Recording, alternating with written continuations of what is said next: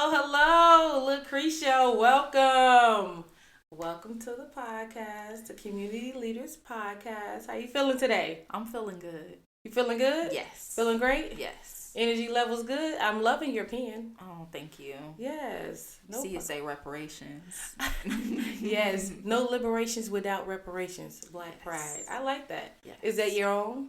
No, I wish. I don't make buttons. I bought this from a Black history shindig. Yeah. Okay. Yeah. Nice. I like that. So do you have any weekend plans? The weekend's coming. So this particular weekend, I'm gonna be on work duty. We're having a community design event with the job that I'm currently working at is the Garfield Park Right to Wellness Collaborative. So I'll be there on Saturday. But this past Saturday, I actually went for a run with the 773. I'm sorry, Peace Runner 773. And girl, they wore me out. Okay, so if you I'm not a person that's active, so I wasn't getting out the house much. I wasn't working out really at all.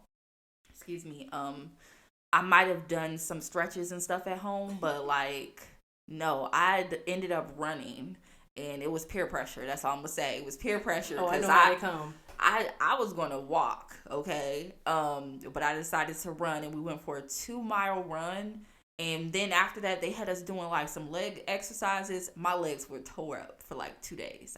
I'm now recovered, but yeah, Sunday I didn't do nothing. I had to stay in bed. So I'm coming back one of these days for a run, but unfortunately just not this upcoming Saturday. Okay, so I know that you grew up in West Humboldt Park. Yes. Right? So can you tell me a little bit about growing up there, what it was like as a kid growing up in that neighborhood? Yeah, so my family, we've lived all over the West Side, really. We came from Rockwell Projects. Then we ended up in Austin, and then went from Austin to West Humboldt Park or Humboldt Park. And it was very diverse. So I grew up in Burkerdite housing. It's a low-income housing development. And my neighbors were a little bit of everybody. We had Cuban next door, Puerto Ricans. There was a white lady who was from Alaska. And... Whoa. Yeah, and her sons, they used to wear shorts in the wintertime. Yeah. It's weather out here. Yeah, I don't know what that was about. I just equated it to white skin. I'm like, they on another level. I don't know. But yeah, so it was interesting. We had also other Black families and stuff around us too. So my immediate environment was very diverse. And then I went to Humboldt Park Elementary School, which, had Black and Puerto Ricans. And later I ended up transferring to Perspectives Charter School, which also had Black and other Latinx people. Mm-hmm. And we were in the middle of Chinatown when I went to Perspectives Charter School. So that was interesting. Yeah. Me and one of my friends, we used to go to Chinatown to their bakeries and stuff after school. So I guess you could say I grew up just being able to see different parts of the city, because even from my commute home from Humboldt Park to my high school at the time, I got to see a lot of the city. And on those routes to school, I got to see how segregated the city was. I was taught that we were post-racial, post-discrimination and stuff like that, but I could see within my commute the difference in how the city was divided. Chicago is really a segregated city. You could tell, if somebody tells you a neighborhood, you automatically think of a race that people are. That's true. Yeah.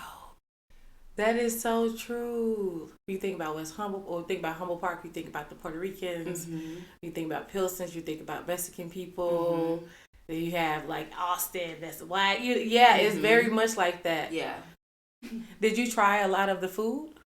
Yeah, so I love to try new food. So I was very privileged to be introduced to a mentor when I was in 9th grade. Her name is Michelle Hughes. Shout out to Michelle. Yeah. She's an attorney because I thought I wanted to be a lawyer. And so our school had paired us with, people within our desired career profession. And she used to take me out to eat during our internships. And I would meet with her once a week. And her rule was you can only try something that you never had before.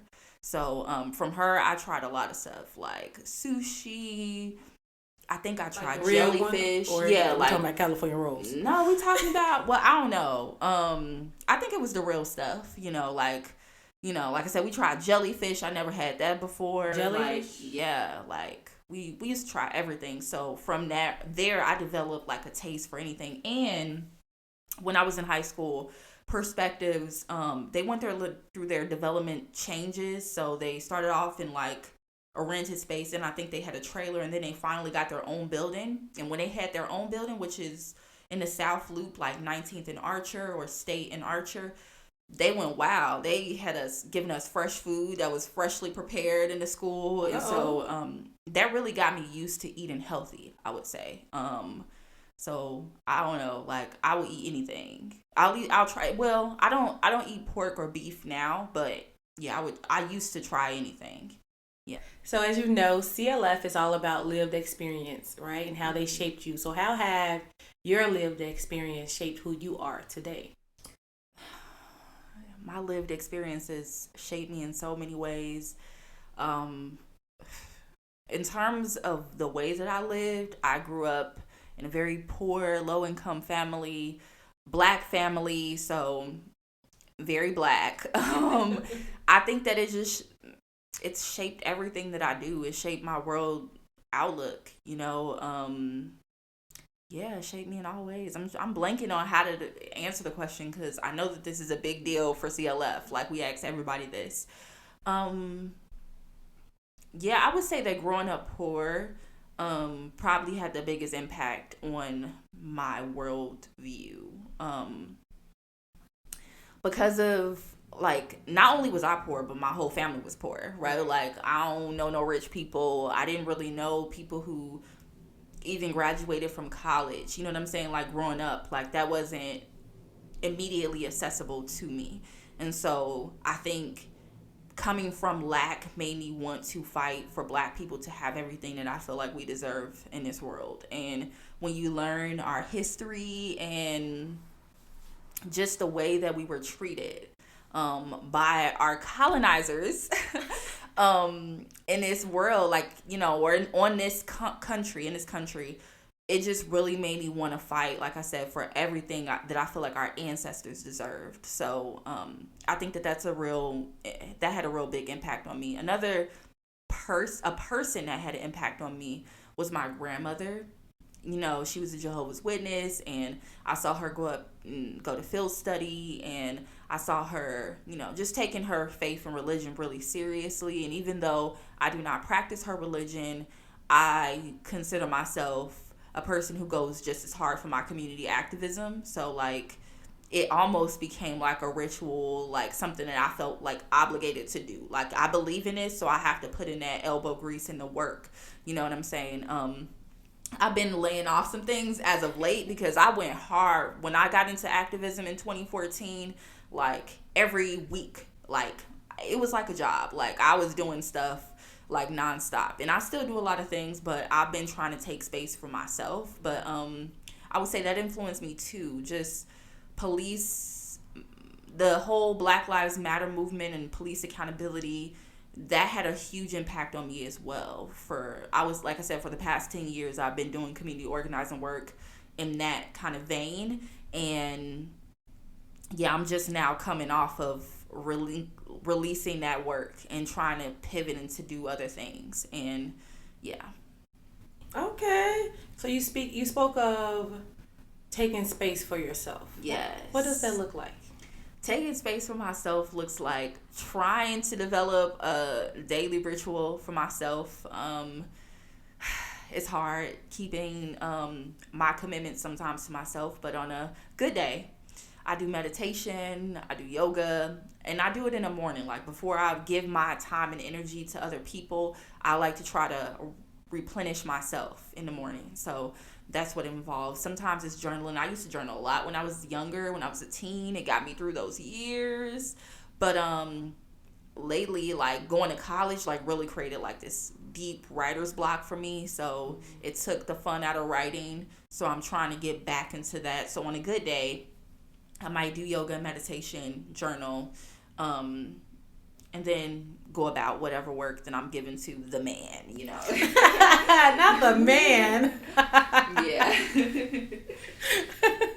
Okay, you know what? I like that. I too strive to do meditation and my workout in the first thing in the morning. So I have not always been successful. I've done 2 weeks where I was like consistent. Girl, I was very proud of me. That's better than me. We out here adulting stuff, okay? But I would wake up, I would do a workout depending on what it is from off the app, Fit On. And if they have yoga and different things on there. And then I would do like a 10-minute meditation. I was very pleased with myself when I got to 5 minutes of nothing. That was so hard. I'm such a thinker. Yeah, all I do is think, and I'm thinking, right? So to shut my brain off, I was very proud because it took a very long time for me to kind of master that 5 minutes. Yeah. Because I'm sitting there, my eyes would be blinking. I'm like, oh, my eyes are blinking.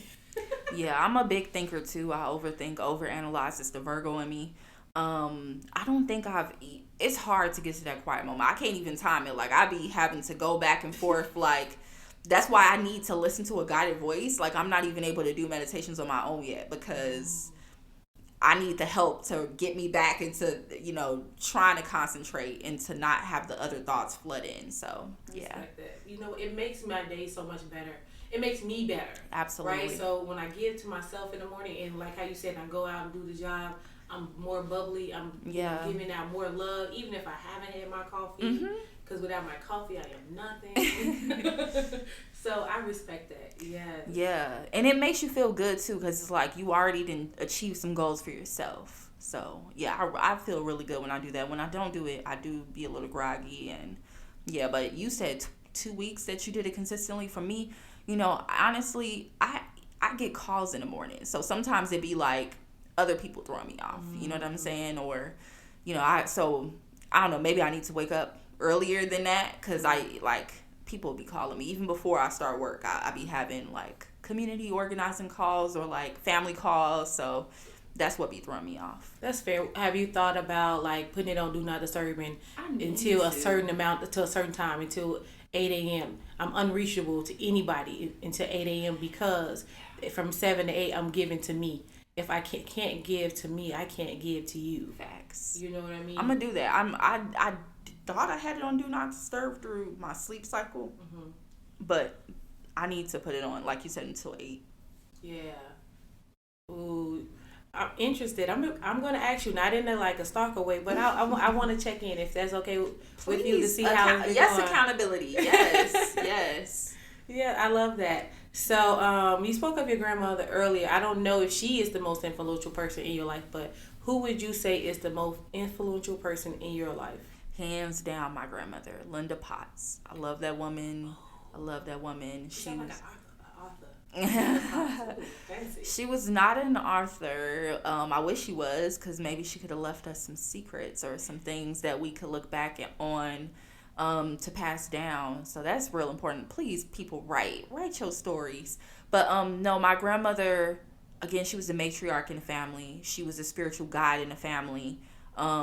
She kept everybody together. She was doing stuff for community. So like Jehovah's Witnesses, they don't be doing community service, but my grandma did do community service. She would visit nursing homes. She was a crossing guard and a nursing assistant.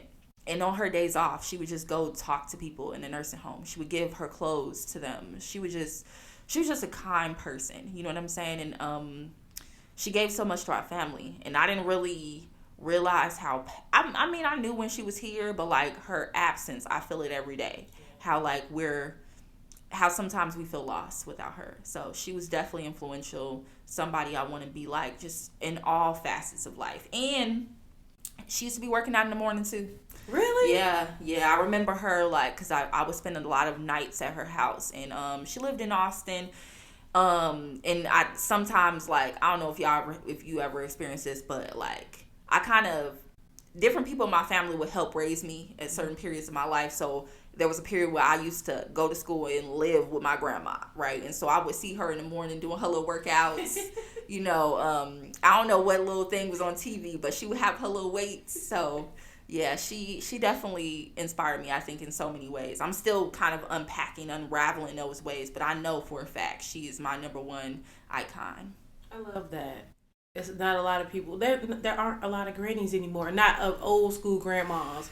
Because we have grandmothers, but they're young and they're trying to be glam mothers and trying to be all hip and cool. And I, not that I'm judging them, but I think sometimes.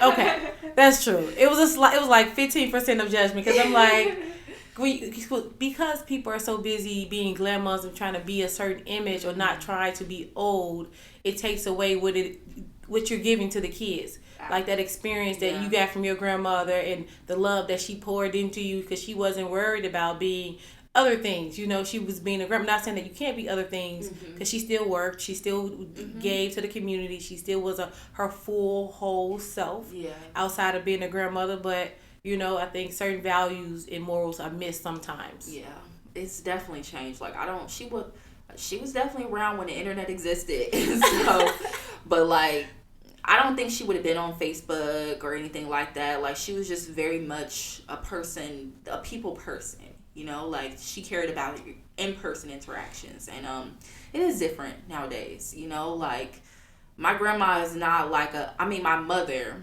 who is now a grandmother, not by me, but by my other siblings. Like, she's not like into social media and stuff either, but there is definitely a difference in the way that my grandmother parented or was a grandmother versus the next generation. I definitely understand and see what you're saying. Yeah. Okay, so we are now at Guess the Quote, Black Cinema. Okay. Right? Are you ready? You got some new ones for me? Yes, I do. Okay. Yes, I do. Okay. Please be some relevant stuff. Don't be coming with no off-the-wall quotes. I can't guarantee you that. I can't.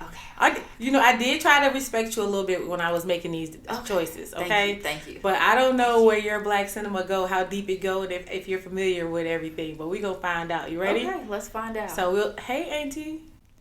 Hey, Auntie. Oh, yes. Wakanda. Black Panther? Yes. See? Look, I ain't treat you bad. So, you're the best, Devin, but you're not, you're the best, Devin, but when you're on the field, nobody hears you. They hear the band, one sound. Is this Drumline? Yeah, okay. Girl, I don't even remember that character, but okay. Thank you. Yes. Yo, Bird, Big Mama says to bring your Black A out here now. So funny. Uh-oh, look at you. I treated you right. I ain't do you dirty. You did me right. Okay. Make the money. Don't let the money make you. Players Club. Yes. You know what? I'm going to let you keep your black card. And it was a little questionable earlier. No. Okay, you ready? Yes. This is the last one. The older the berry, the sweeter the juice. Man, it's the blacker the berry, the sweeter the juice. Yeah, well, she blacker than the MF too. I feel like there's something with Ice Cube in it. Am I right? Or it is. It's not Friday. It's not. No, it's what's the one before Friday? It was the Don't Be a Menace. That's not his movie.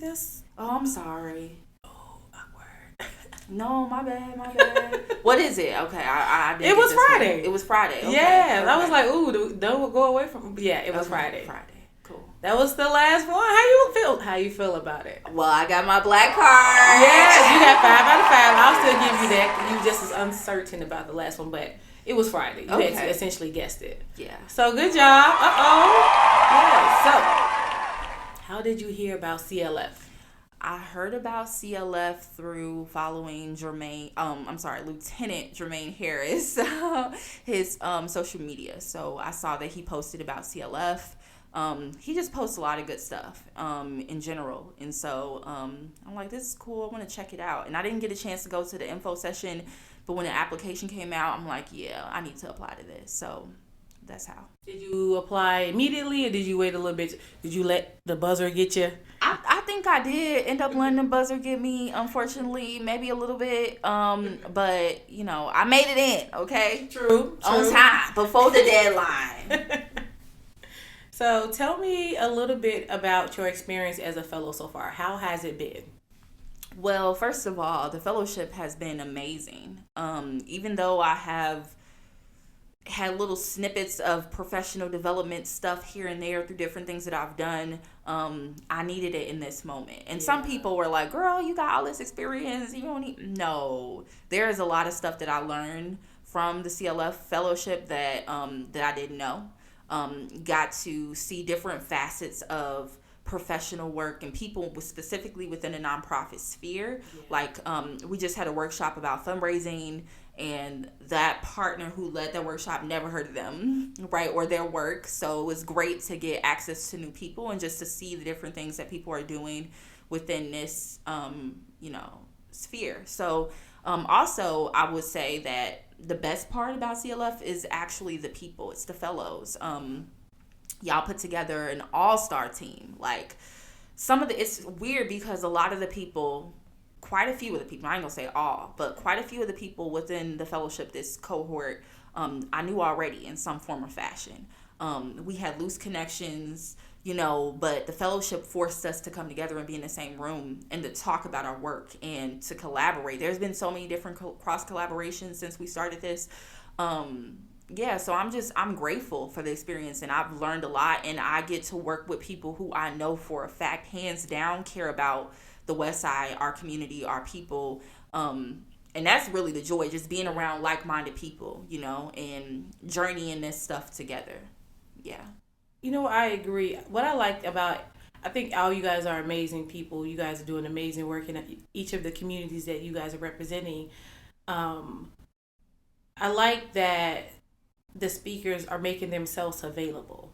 Like, right, these are people that are the CEOs and the higher ups, the people that are responsible for giving out the grant money. These are people that are the money, the move, the shakers and the movers that's doing the thing. So for them, I like that they make themselves available, and it's not like in a way of, oh yeah, give me a call, if you want to. It's really like, give me a call. And I want to help you in whatever it is that you have going on, and that's rare because it's kind of sometimes it's given Hollywood, yeah, we should connect, and but the genuineness of everyone and really wanting to see all the fellows do well and be great, I really love that.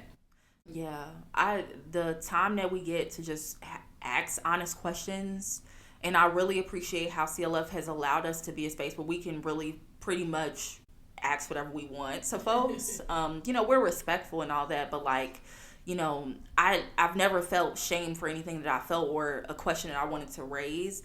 And I appreciate that safe space, because on my own, I might not reach out to a person who's in fundraising or this news anchor who came to talk to us and say, hey, how can I get my story on the news, or how can, I wouldn't have felt comfortable, you know what I'm saying, doing some of those things. And I appreciate them bringing them into the space and letting them know that, hey, it's okay to keep this line open. So I agree with you on that. Yes, I love. Jackie, she's the anchor that came out. She's really about making herself available. She is willing to answer any questions. I really love that. I know that. So you said that you are a activist, and community organizer. Yes, activist and community organizer. You were one of the big reasons why we got Juneteenth in Chicago as a holiday. Yes, that's so right. Tell us about that work, about the work that you do. So growing up, I did not know about Juneteenth as a holiday. I actually found out from another community organization that was doing an event in North Lawndale. And I was like, why didn't I know about this? But one of the things that led me to actually push for the holiday recognition is in 2019, there was all these commemorative benchmarks for Black people. So 2019 marked the 400-year anniversary of slavery. 1619, Black people were documented as coming on the boats as enslaved persons from Africa to the shores of Virginia. And then also in Chicago, 1919 marked the race riot that we had here, where there was an incident that happened in the summer of that year at the beach, and that led to a riot citywide. Well, I ain't gonna say citywide, but it was kind of known throughout the city that there was this riot between Black and white people, and people died during that time. So So it was the 100-year anniversary of that. And then last but not least, 2019 marked the 50th anniversary of Fred Hampton's assassination. And I didn't want to commemorate all these events, but I'm like, how do we honor just the legacy of Black people in this country? Like, Juneteenth is a day that we should uphold. And, you know, growing up, I never felt any kinship to 4th of July. Like, I never really unpacked it, but, like, as I got older, I'm like, yeah, why would I feel good about this day when my people were enslaved in, you know, during the revolution, right? Yeah. So I thought that, you know, by giving Juneteenth this recognition, we can honor the legacy of our ancestors. And also, let's keep it real. Like, Juneteenth, the fact that it happens in the summer, because I know we have Black History Month, and again, Chicago, we have a special place in our hearts for Black History Month, because the founder of Black History Month started Black History Month here as a week in Chicago, Carter G. Woodson. But in terms of Juneteenth, it's a day in the summer. It's lit, right? Like, you can go out, you can actually celebrate, and it's just a day to be prideful. And it's one day, right? Just to be prideful and to acknowledge, like, all that we've been through, our struggles, and our triumphs as well. Yeah. And so, I'm just trying to honor the day. And so what we did, I reached out to all of the aldermen throughout the city. I sent them an email, and you know what? I forgot to, like, blind copy them. So I think they all knew that I sent out the email. And only a few got back to me, but one of the Alderwoman people that I reached out to like make the thing happen was Alderwoman Maria Haddon from the North Side. And like her and her administration, shout out to Torrance, shout out to Tiffany, they wrote the ordinance to make Juneteenth a holiday, and they worked with me and the Black Remembrance Project, which is a group that I co-chaired with or co-founded with Lynette Sims and Malik Lee, and there were some other people who contributed to that as well. But they worked with us every step of the way to push the holiday forward. And so in 2021, the years are blurring now, but I think in 2021 we got the full holiday recognition. But prior to that, the mayor, Lori Lightfoot, tried to give us what do they call it, a resolution for Juneteenth, and we're like, no, we don't want no resolution. We don't want you to just mention Juneteenth. We want the full paid holiday recognition. And it took us 2 years to get that. So from 2019 we launched our campaign, and it happened in 2021. And that year in 2021, not only did the city recognize it, but we got the state of Illinois. And I ain't gonna say we, because I didn't do that, but I do think that Chicago, us elevating our campaign, helped to push for attention nationally and statewide. And so in 2021, the state and the nation, right, President Biden recognized Juneteenth as a holiday too. So when you were told that it was going to happen, it was a sure thing, how did you feel?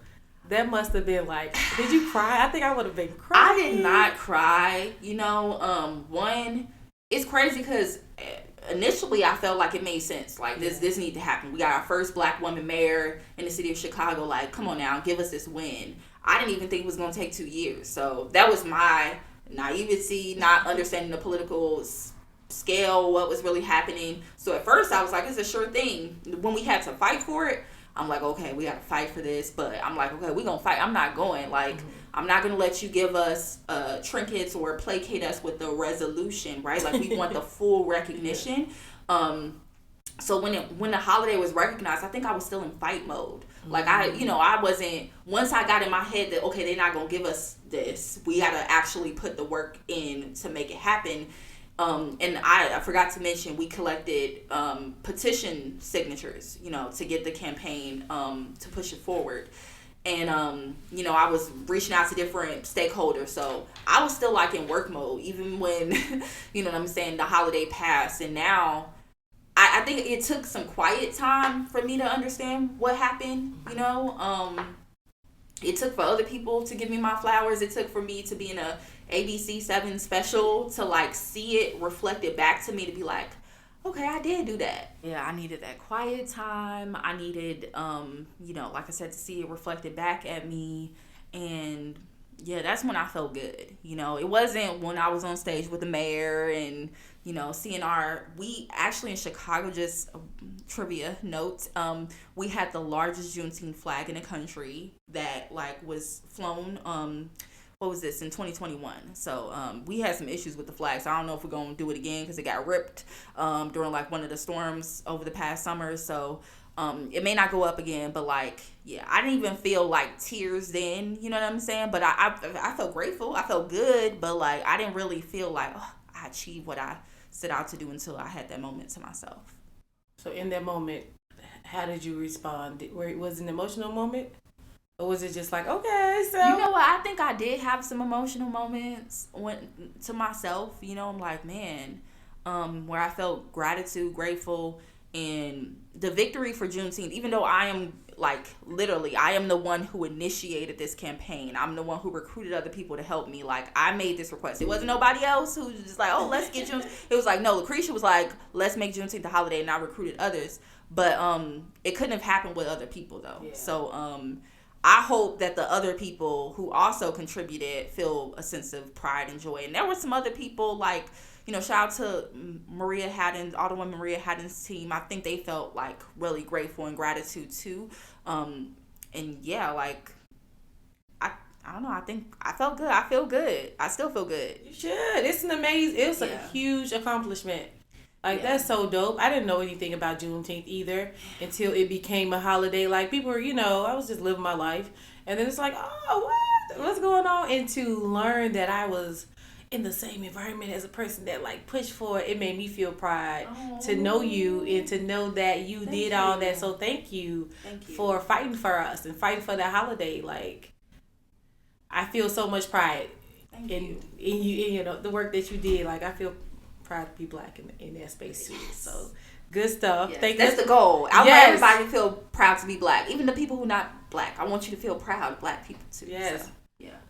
Black Power. Let's get it. Yes. So tell me about some of the projects that you worked on in the past outside of Juneteenth. So outside of Juneteenth, again, since 2014, I've been involved in community organizing around police accountability. Some people might call it the Black Lives Matter movement, but I actually, as the Black Lives Matter movement was getting off the ground, I was already on the ground with groups like BYP 100, doing work to fight for police accountability here in Chicago. And so one of the groups that I was a part of, in addition to BYP 100, is the Chicago Alliance Against Racist and Political Repression. And this alliance, they fought for community control of police. And there's a specific ordinance that they were fighting for years called CPAC, the Civilian Police Accountability Council. And I pushed for that and with that organization. And then I took some steps back, and I took some steps back from organizing against police misconduct and brutality because it was rough for me. Honestly, like, I got so tired of seeing all these incidents where Black people are being brutalized by the police, and, you know, it only kind of does two things to you. It can either make you desensitized to it, or you can become too sensitized, if that makes any sense. Yeah. Where, like, I was, like, overly emotional. I was, like, triggered, you know what I'm saying, at every incident that involved police. Like, it was just making me go off and feeling like, you know, we weren't really making progress, because it's like, I don't know, since we have social media cameras and stuff now, it's all this attention. Now you see it. Like, it felt like there was a nonstop, like, swarm of events that just kept going and going. So I had to take some time away from that work. And so the work around Juneteenth, and actually reparations as well, is what helped me to, I guess, balance myself out and not just be devoted towards, like, trauma work, right? Yeah. Reactionary work. So that's what I was doing before. And I ended up going back to police accountability work this past year. Earlier in the year, I was working for a group called the Grassroots Alliance for Police Accountability. And the group that I mentioned earlier, the alliance that fought for CPAC, GAPA and CPAC, they formed an alliance and they passed an ordinance actually in 2021 too, right? When I got my Juneteenth, were working to get an ordinance passed called the Empowering Communities for Public Safety Ordinance. And it basically created two new civilian oversights for police. One is a citywide community commission for public safety and accountability. And then a second thing, it created district-based officers. Not officers. It created district council members at each police district that will hold police accountable. And I think there are like 3 police district council members for every police district, and they just had their election right this past year. So I was involved with like the implementation of that, like pushing the city to get the word out and making sure that the city fulfilled its promise to appoint people to the citywide community commission.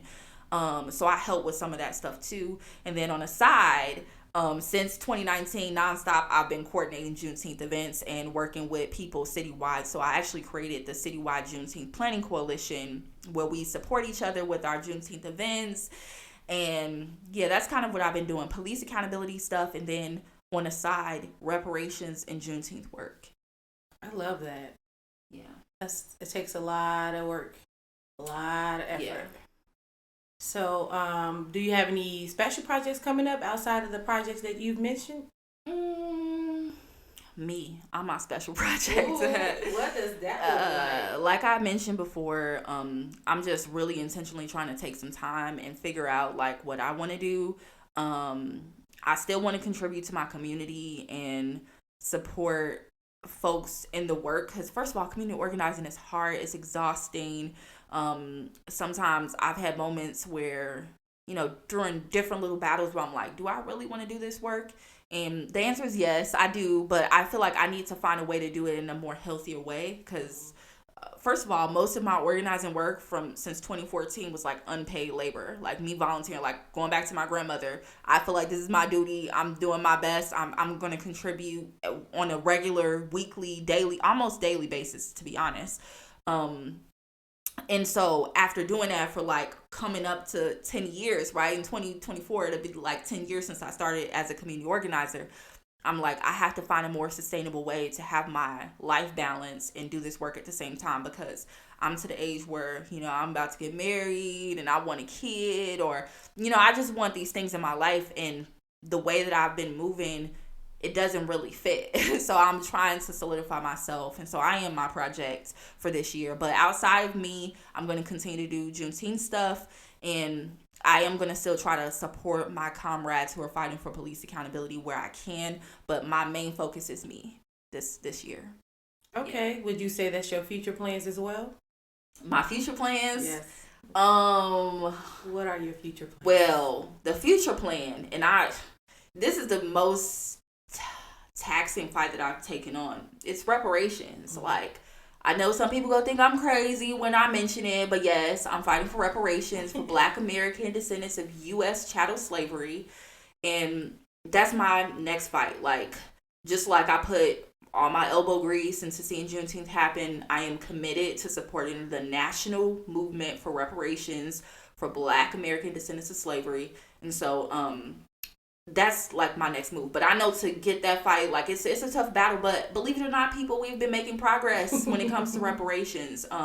California, the state of California, they have a reparations task force, and even here in Illinois, we have a reparations commission. So I want to do more work that helps to push the movement forward, but I know that I need to make sure I'm good, because that's a tough battle. That's true. Yeah. There's a quote on, well, not a quote, but when you get on the plane, I really love that. I always kind of use it as an example. When if the plane is going to go down, they tell the people on the plane, whether you have kids or whatever, put your mask on first before you put your kids' mask on. And I think that applies in real life. In order to help others, the people that are around you, you have to make sure that you're okay. Yes. Another way that I've heard it, in addition to like putting a mask on yourself, is making sure that your cup is full. Mm-hmm. There's a self-help person named Lisa Nichols. Watch her from time to time.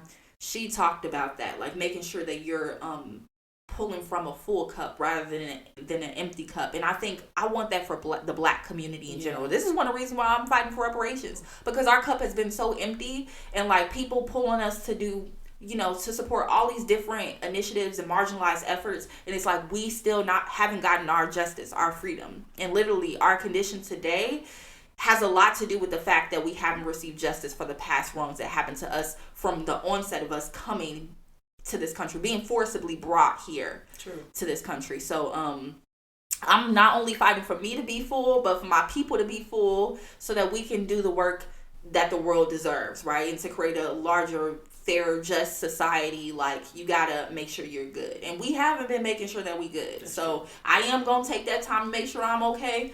But when I'm recouped, like, I'm coming and I'm going hard for reparations. So there's that. Okay, so look out for LaCreshia. It's happening, okay? Yes, period. So do you have anything that you want the audience to walk away with? That's a good question. I really want to take some time to think about that.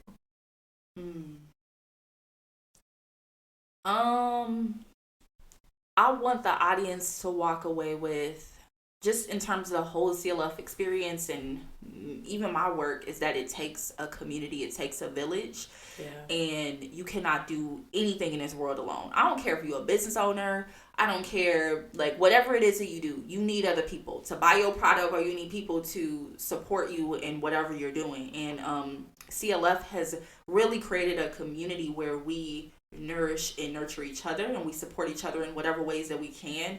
And I hope that continues. Like, I want that energy to pour out into the West Side. And, like, that's another thing. I'm grateful that CLF is really putting a shine on the West Side, because actually, for most of my community organizing experience, I wasn't doing work on the West Side. I was doing work citywide or on the South Side. And this is the first time where I'm really allowing myself to station and position myself where my roots are, where most of my family has lived, right? Which is on the West Side. And I just want the folks in the community to know that, like, there is a change coming, and CLF is a part of that change. But the reason that we are going to be successful is because we are doing the work to support each other, to collaborate, and to have the backs of our fellow West Siders and fellows. So I hope that everybody, like that energy spreads, you know what I'm saying, throughout the West Side and the whole city. Okay, yes. Where can our audience find you online? Well, y'all can find me on social media, on Facebook, LinkedIn. I need to upgrade my LinkedIn. But Facebook, LinkedIn, Twitter, Instagram, LaCreshia Birts on all platforms. So be looking out. Also, just be looking out for Juneteenth too. You know what I'm saying? If you are a person who is planning a Juneteenth event in Chicago, get at me, because we do have the Chicago Juneteenth Planning Coalition, where we bring together all the folks across the city who are doing things. So get at me for that. Also, if you care about other issues, reparations, anything, get at me for any of those things. I'm always an open book. I want to be a resource, just like the folks have been a resource to us at CLF. Hey, I want to do that for others too. So feel free to reach out to me. Okay, so that actually brings us to the end of the episode. Woo, woo, woo, woo. How you feeling? I'm feeling good. Yeah, so good. Giving you back the rest of your day to go and be great. Sun is still shiny. Isn't it a blessing? Yes. So I hope you have a good rest of your day. Thank you so much for coming in with me today, talking to me and the people. So, holla. If you enjoyed our show, please rate and review us on Google and Apple Podcasts. And be sure to come back next week to meet a few of our fellows. Until then, I'm your host, The Elegance Lane. And don't forget, live here, work here, lead here. For more information on CLF, please go to www.clfellows.org. Hi, this is Alexandra August, Executive Director and co-founder of Community Leadership Fellows. I'd like to thank our advisors and seed investors who coached, mentored, and guided us through our exploratory year in order to make the investment in Westside talent possible.